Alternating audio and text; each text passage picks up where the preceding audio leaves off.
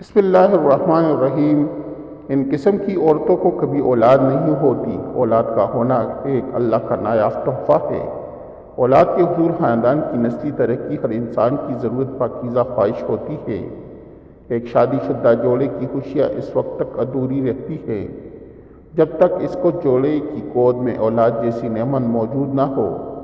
بحیثیت مسلمان ہمارا ایمان اور یقین ہے کہ اچھی اور نیک صالح اولاد اپنے والدین کے لیے مغفرت و بخشش کا ایک ذریعہ ہے۔ بے اولاد کا جب بھی ذکر آئے گا تو ہمارے ذہنوں میں یہ خیال آتا ہے کہ اس کی وجہ عورت ہی ہوگی۔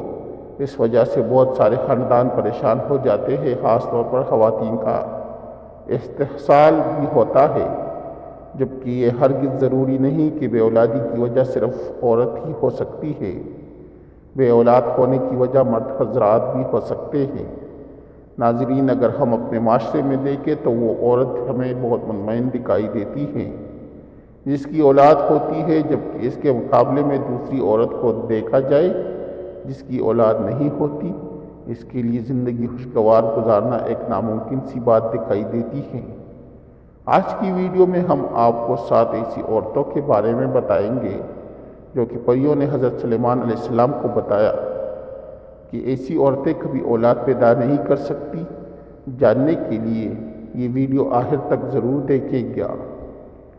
ناظرین، یہ واقعہ کچھ اس طرح سے ہے کہ ایک دفعہ کا ذکر ہے کہ حضرت سلیمان علیہ السلام تخت پر بیٹھے تھے کہ کچھ 5 عورتوں کی جماعت ان کے پاس آئی اور ان سے سوال کرنے لگی کہ حضرت سلیمان علیہ السلام، ہمیں بتائے کہ آخر کیا وجہ ہے کہ ہمیں فرزند پیدا نہیں ہوتے۔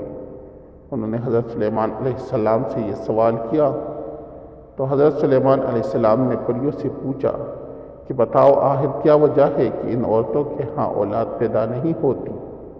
تم پریوں نے بتایا کہ 7 طرح کی عورتوں کی اولاد کبھی نہیں ہوگی، جس میں سب سے پہلی عورت وہ ہے جس کی رحم ابھرا ہوا ہو، یعنی اس کی بچہ دانی الٹ جاتی ہے، جس کی وجہ سے مادہ جگہ پر نہیں رہتا اور ایسا ہونے کی وجہ سے اس کی اولاد نہیں ہوتی۔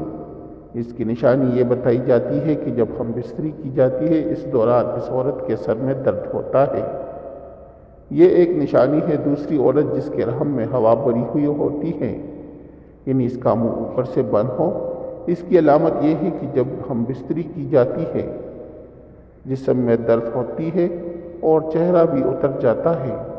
تیسری علامت ان عورتوں کی جن کو اولاد نہیں ہوتی وہ یہ ہے کہ ان کے رحم میں گوشت زیادہ ہوتا ہے، جس کی وجہ سے اس کا منہ بند ہو جاتا ہے۔ عام طور پر یہ شکایت موٹی عورتوں میں دکھائی جاتی ہے اور اس کی علامت یہ بتائی جاتی ہے کہ جب وہ ہم بستری کرتے ہیں اس کے بعد ان کی ریڑھ کی ہڈی میں درد ہوتا ہے، اس وجہ سے وہ پیدا نہیں کر سکتی۔ ناظرین، اس کے بعد پریوں نے جو نشانی بتائی وہ یہ ہے کہ جس عورت نے رحم میں کیڑے پیدا ہو جاتے ہیں اس وجہ سے بھی بچے پیدا نہیں ہوتے، اور اس کی علامت یہ بتائی گئی ہے کہ ہم بستری کے دوران ان عورتوں کی پنڈلیوں اور پاؤں کی ایڑیوں میں درد ہوتا ہے۔ جن کے ساتھ یہ شکایت ہو وہ ماں نہیں بن سکتی۔ اس کے بعد اگلی نشانی یہ بتائی کہ ان کے رحم میں گرمی حد سے زیادہ ہو جاتی ہے، خون ملنا بند ہو جاتا ہے اور مادہ وہاں ٹھہر نہیں پاتا۔ ناظرین، اس کی جو علامت بتائی گئی ہے وہ یہ ہے کہ دل میں گھبراہٹ ہوتی ہے اور ایسے عورت کو غشی کے دورے پڑتے ہیں۔ اس لیے جن عورتوں میں یہ علامات ہوں ان میں اولاد کا پیدا ہونا ایک مشکل دکھائی دیتی ہے۔ اس کے بعد رحم میں سردی کا زیادہ ہونا بھی اولاد سے محروم ہونے کی ایک وجہ بنتا ہے۔ اس کی نشانی یہ بتائی گئی ہے کہ ایسی عورت کے سینے میں درد رہتا ہے اور یہ نشانی ان پریوں نے بتائی ہے۔ آخری نشانی ان پریوں کی جانب سے ان عورتوں کے بارے میں بتائی گئی جن کی اولاد نہیں ہوتی، وہ یہ ہے کہ ان میں عجیب جنات طاری رہتے ہیں، آسیب کا سایہ رہتا ہے اور اس کے اندر بچہ مار دیتے ہیں۔ جو مادہ کے رحم میں مختلف چیزیں ہوتی ہیں ان کو ختم کر دیتے ہیں۔ ناظرین، اس کی نشانی یہ ہے کہ اسے ہم بستری کرتے ہوئے درد محسوس نہیں ہوتا اور نہ ہی ہم بستری کرتے ہوئے اس سے لذت محسوس ہوتی ہے۔ یہ وہ 7 عورتیں ہیں جن کے بارے میں حضرت سلیمان علیہ السلام کی بارگاہ میں آنے والی ان بانجھ پن عورتوں کو بتایا گیا کہ آخر ان میں اولاد کیوں نہیں ہوتی؟ ناظرین، صرف عورتوں میں ہی بانجھ پن نہیں ہوتا، مردوں میں بھی بانجھ پن ہوتا ہے۔ مردانہ بانجھ پن سے مراد مرد کی صحت کا کوئی بھی ایسا مسئلہ ہو سکتا ہے جو اس کی خاتون ساتھی کے حاملہ ہونے کے امکانات کو کم کرتا ہے۔ 100 میں سے 13 جوڑے غیر محفوظ جنسی تعلقات کے باوجود حاملہ نہیں ہو پاتے۔ مردوں اور عورتوں میں بانجھ پن کی بہت سی وجوہات ہو سکتی ہیں۔ بانجھ پن کی 1/3 سے زیادہ معاملات میں مسئلہ مرد کے ساتھ ہی ہوتا ہے۔ یہ اکثر مرد کے سپرمز کی کم پیداوار یا سپرمز کی ترسیل کے ساتھ مسائل کی وجہ سے ہوتا ہے۔ بالغ صحت مند سپرم نہ بنانا بہت سی چیزوں پر منحصر ہوتا ہے۔ مسائل خلیات کو نطفہ بننے سے روک سکتے ہیں، مسائل منی کو انڈے تک پہنچنے سے روک سکتے ہیں۔ مردانہ بانجھ پن کی بنیادی وجوہات یہ ہیں: سپرمز کی خرابی۔ سب سے زیادہ عام مسائل میں نطفہ بنانے کے لیے مسائل ہوتے ہیں، جسے بعض اوقات بہت کم تعداد میں بنتا ہے یا بنتا ہی نہیں۔ طرز زندگی کے انتخاب سپرمز کی تعداد کو کم کر سکتے ہیں، جیسے تمباکو نوشی، شراب پینا اور کچھ دوائیں لینے سے بھی سپرمز کی تعداد کم ہو سکتی ہے۔ مردانہ اعضاء کی بیماری میں رگیں سوج جاتی ہیں۔ یہ بانجھ اور مردوں میں زیادہ عام ہوتی ہیں اور خون کی مناسب نکاسی کو روک کر سپرمز کی نشو و نما کو نقصان پہنچاتے ہیں۔